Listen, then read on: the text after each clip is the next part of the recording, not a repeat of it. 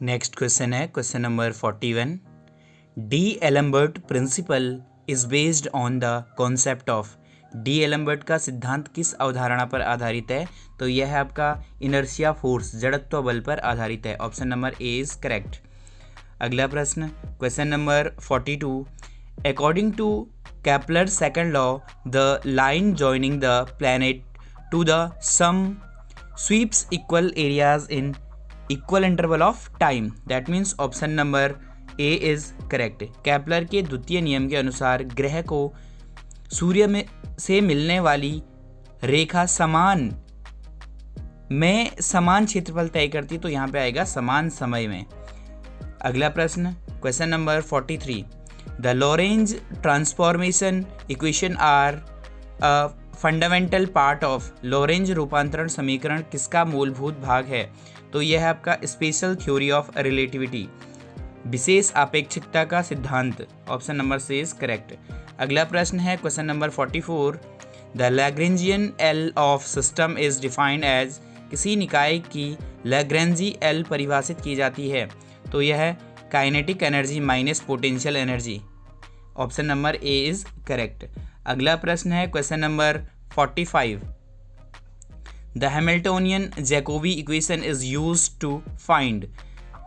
यह आपका गति के समीकरण, option number B, equation of motion को फाइंड करने के लिए यूज़ की जाती है।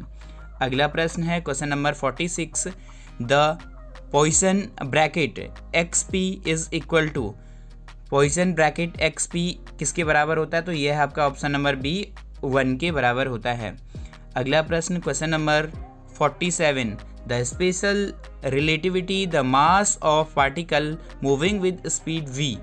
विशेष आपेक्षिकता में v चाल से गतिमान कण का द्रव्यमान है, तो यह है आपका option number B m0 upon √1 minus v square upon c square के बराबर होता है, जहां आपका m0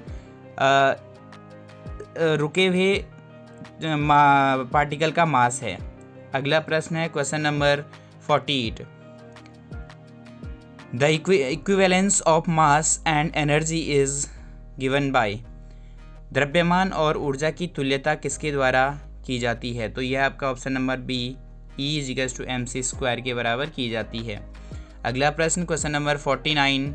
the Kepler's first law state that planets move in. Kepler का प्रथम नियम कहता है ग्रह elliptical, option number B, elliptical orbits with the sun at one focus. सूर्य को एक नाभि पर रखते हुए दीर्घ वृत्ताकार कक्षाओं में गति करते हैं। अगला प्रश्न है question number 50। The canonical transformation preserves. Canonical रूपांतरण संरक्षित रखता है, तो यह आपका option number C Poisson's bracket को संरक्षित रखता है। अगला प्रश्न है क्वेश्चन नंबर 51।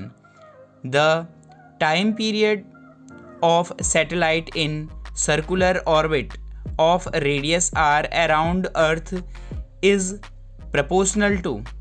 तो यह आपका t जो डायरेक्टली प्रोपोर्शनल होता है वो होता है r⁴/2। Option number C is correct. अगला प्रश्न है question number 52। The Hamiltonian's equation of motion are. Hamilton के गति के समीकरण, तो यह आपका ऑप्शन नंबर ए q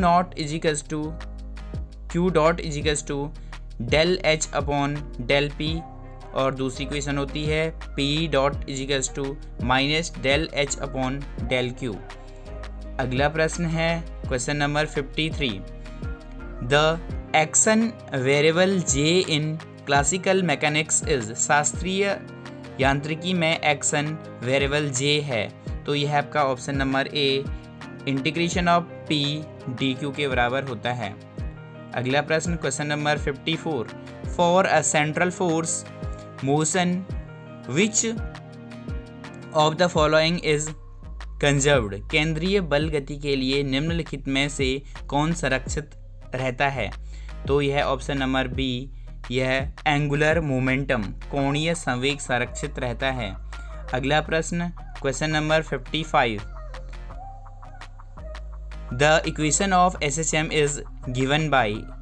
सरल आवर्त गति का समीकरण क्या है? तो यह है आपका option number B, d2x/dt² is directly proportional to होता है -x के।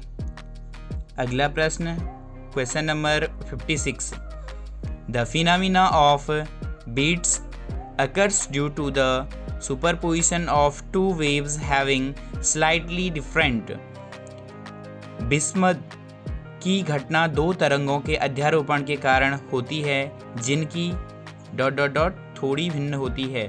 तो आपका फ्रीक्वेंसीज, ऑप्शन नंबर सी, आवृत्तियाँ भिन्न होती हैं।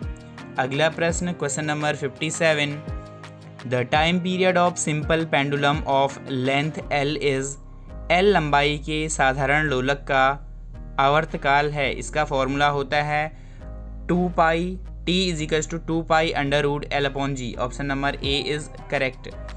अगला प्रश्न है question number 58, in forced damped oscillator resonance occur when. यह आपका ऑप्शन नंबर ए, driving frequency equal natural frequency. चालक आवृत्ति आपका नैसर्गिक आवृत्ति के बराबर होती है। अगला प्रश्न है question number 59, the speed of transverse wave on a stretched string is proportional to. तनित डोरी में अनुप्रस्थ तरंग की चाल समानुपाती होती है। तो यह आपका ऑप्शन नंबर ए, √T/μ के बराबर होती है। म्यू आपका मास पर यूनिट लेंथ होता है और टी टाइम पीरियड। अगला प्रश्न है question number 60, the Doppler effect in sound refers to the change in. ध्वनि के डॉपलर प्रभाव किसमें परिवर्तन को दर्शाता है? तो यह ऑप्शन नंबर बी, फ्रीक्वेंसी में परिवर्तन को दिखाता है। आपका option number B is correct.